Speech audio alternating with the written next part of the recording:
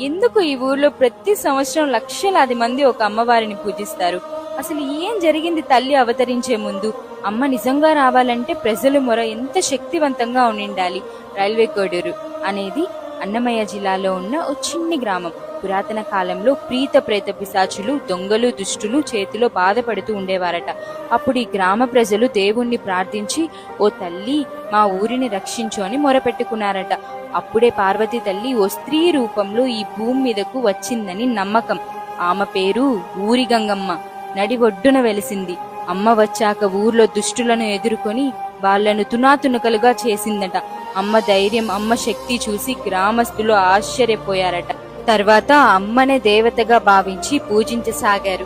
ప్రతి సంవత్సరం అమ్మవారి జ్ఞాపకార్థం జాతర జరుపుకుంటాం. అందులో మొక్కులు తీర్చుకోవడం, ఊరేగింపులు, ప్రత్యేక పూజలు చేసుకుంటాం. లక్షలాది మంది భక్తులు ఈ జాతరకు